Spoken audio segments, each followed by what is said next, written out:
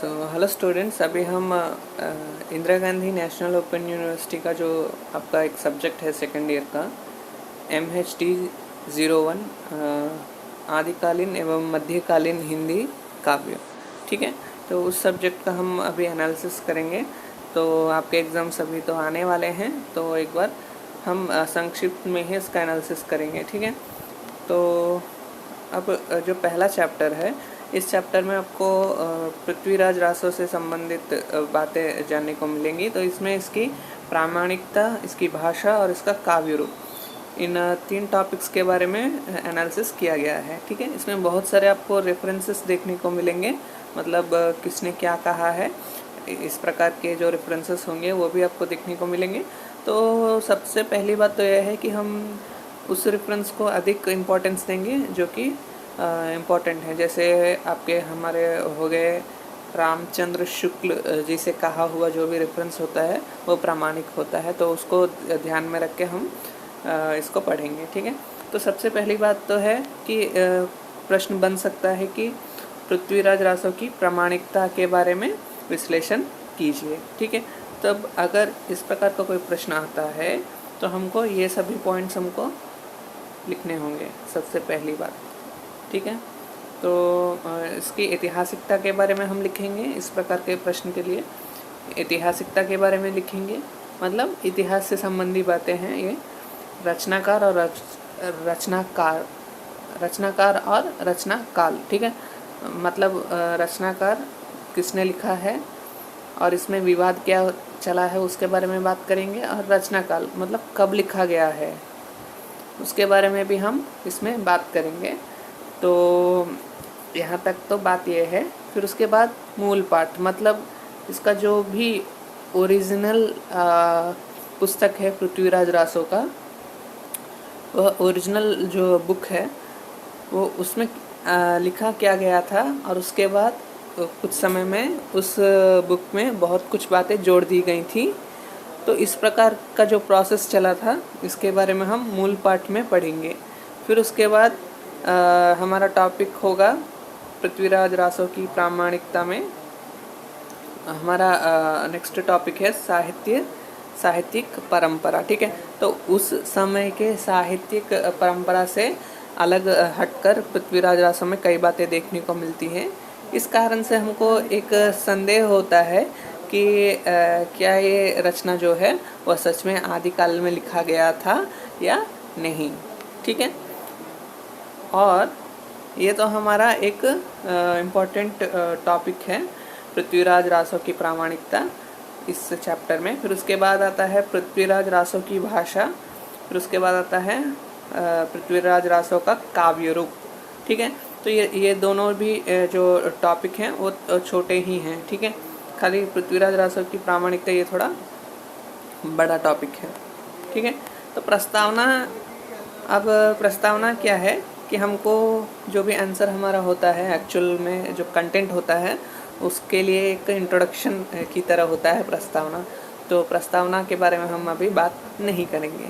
ठीक है, आप पढ़ लीजिएगा लेकिन। हाँ, तो पृथ्वीराज रासो की प्रामाणिकता, तो इसमें कुछ हम लाइंस पढ़ लेते हैं इंट्रोडक्शन के लिए।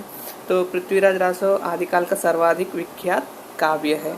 तो जब भी हम हिंदी साहित्य के इतिहास का अध्ययन प्रारंभ करते हैं तो रासो साहित्य में पृथ्वीराज रासो का नाम तो ले ही लेते हैं, भले ही वह प्रामाणिक हो या ना हो। यह काव्य जितना विख्यात है उतना ही विवादग्रस्त है। इस विवाद की पृष्ठभूमि से हमें परिचित हो लेना चाहिए। तो यहाँ पर हमको बताया जा रहा है कि यह तो बहुत प्रसिद्ध काव्य है। ठीक है, प्रबंध काव्य है जिसको हम कहते हैं ना।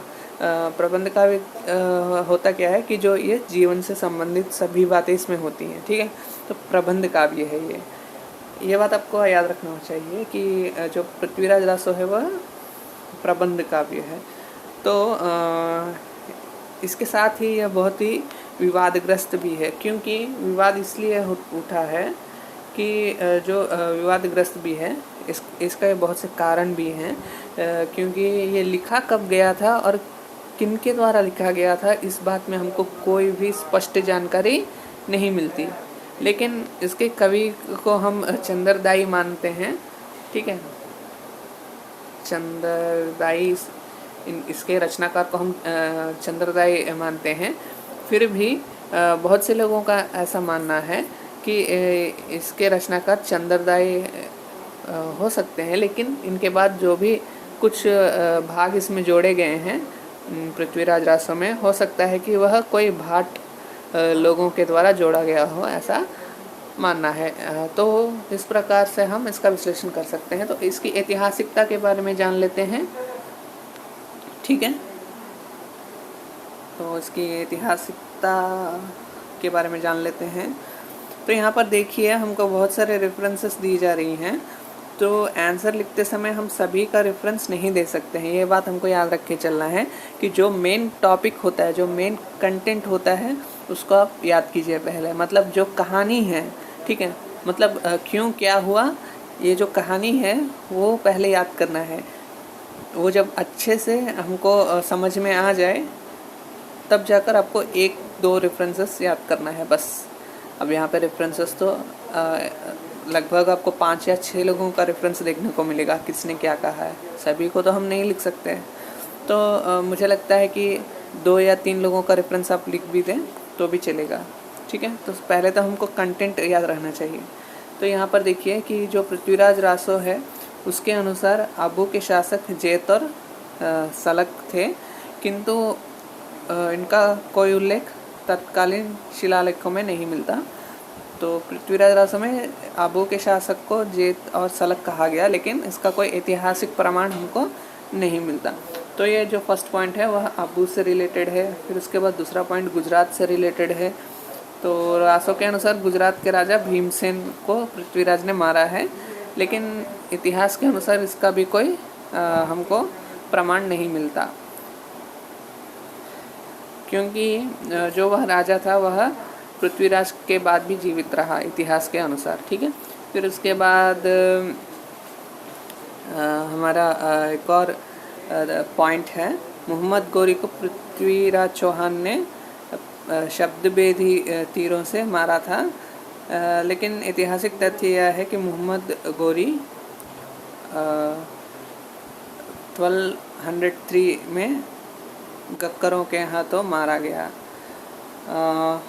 और उसके बाद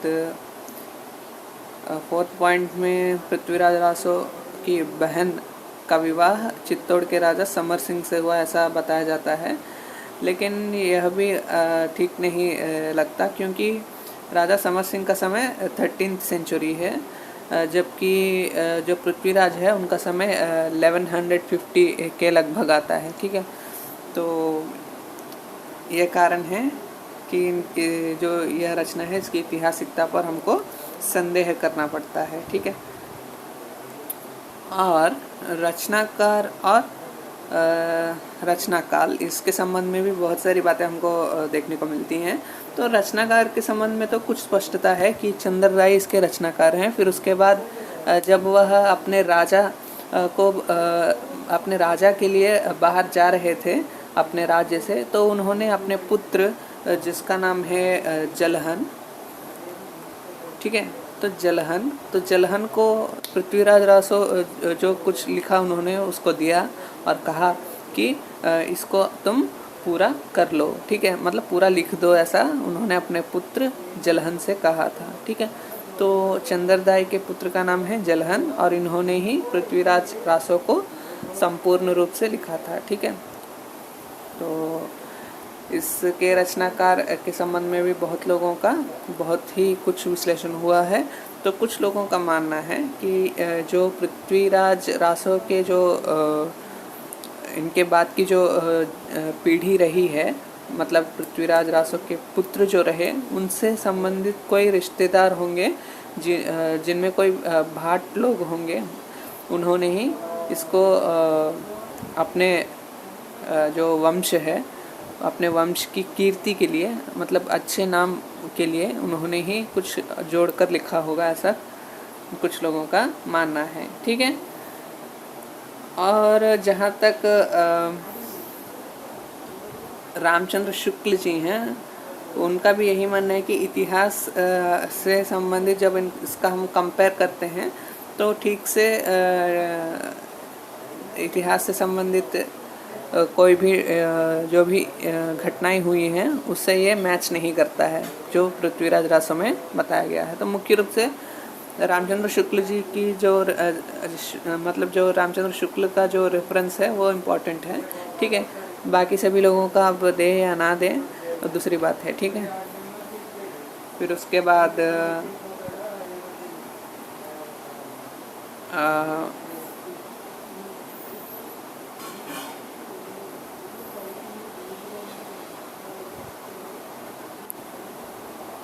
और हम इसमें बहुत सारी बातें और भी देख सकते हैं।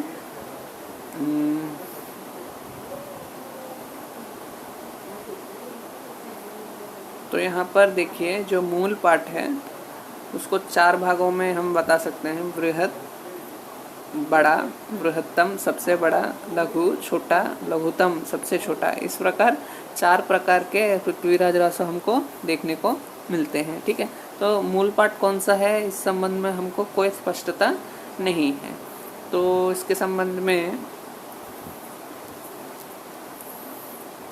जो पृथ्वीराज रासो हैं उनका जो आचार्य रामचंद्र शुक्ल हैं उनका रेफरेंस है, उनका कहना है कि जो काशी नागरी प्रचारणी सभा में प्रकाशित पाठ है उसको वह मानते हैं कि कोई भट्ट भनंत कहा था, ठीक है। भट्ट भनंत कहा था मतलब होता है कि भाट लोगों के द्वारा जोड़कर कुछ जो मूल पाठ है उसमें भाट लोगों के द्वारा कुछ बातें जोड़कर लिखी गई होंगी।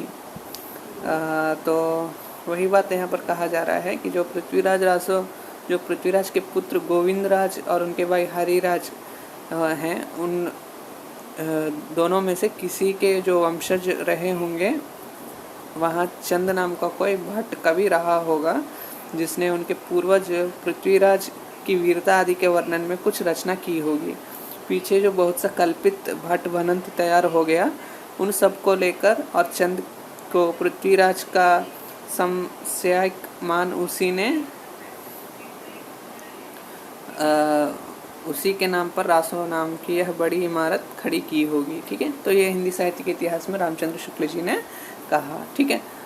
तो इस प्रकार इसका हम विश्लेषण कर सकते हैं।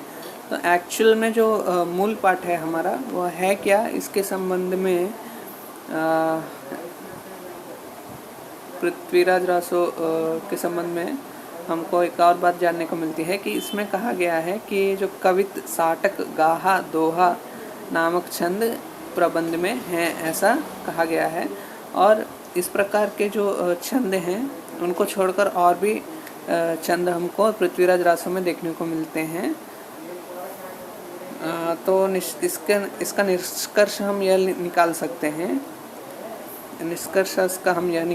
हैं, कि इन्हीं छंदों का उपयोग किया गया है यदि, तो रासों में मूल रूप को निश्चित करने की पद्धति यह होनी चाहिए कि इन चारों छंदों में रचित पंक्तियों को रखकर बाकी छंदों को प्रक्षेपित मान लिया जाए। मतलब इन 4 छंदों में जो काव्य लिखा गया है वह ओरिजिनल पृथ्वीराज रासो मान लिया जाए और इन 4 छंदों को छोड़कर जो अन्य छंद में लिखे गए काव्य हैं उनको निकाल दिया जाए, ठीक है।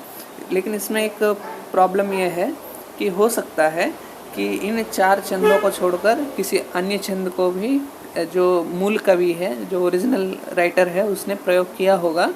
तो इसमें थोड़ा अलग करने में इसको थोड़ा हमको प्रॉब्लम हो सकता है, ठीक है। तो यह एक बात है। तो और साहित्यिक परंपरा, ठीक है। तो ये हमारा एक और टॉपिक है पृथ्वीराज की प्रामाणिकता, पृथ्वीराज रासो की प्रामाणिकता में। तो हजारी प्रसाद द्विवेदी जी ने पृथ्वीराज रासो के मूल रूप का संधान आदिकाल की साहित्यिक परंपरा और काव्य एवं कथानक रूढ़ि के आधार पर करने का रास्ता सुझाया है।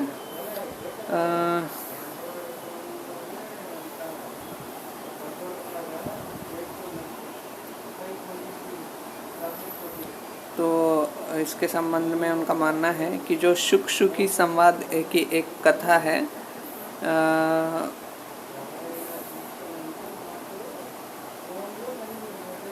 तो उसके अनुसार हम इसकी साहित्यिक परंपरा का विश्लेषण कर सकते हैं, ऐसा मानना है। तो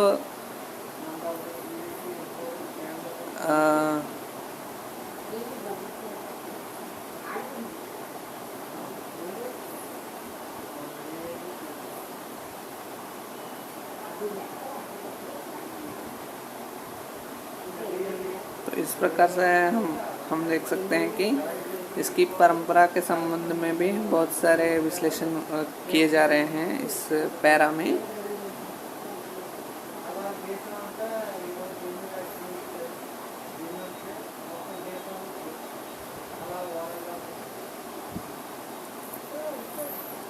तो बहुत सारे विश्लेषण इसमें देखने को मिलते हैं, ठीक है। तो इसको एक बार देख लीजिएगा। तो यह था आपका पृथ्वीराज रासो की प्रामाणिकता और काव्य रूप। इसके बाद हम पृथ्वीराज रासो की भाषा और काव्य रूप दोनों को देखेंगे। अभी तक हमने पृथ्वीराज रासो की प्रामाणिकता के बारे में बात किया है। तो ये पृथ्वीराज रासो की प्रामाणिकता में 4 पॉइंट्स इम्पॉर्टेंट हैं। उसके आगे आप और भी जोड़कर लिख सकते हैं कुछ पॉइंट्स को, ठीक है। तो ये था आपका विश्लेषण। तो थैंक यू स्टूडेंट्स।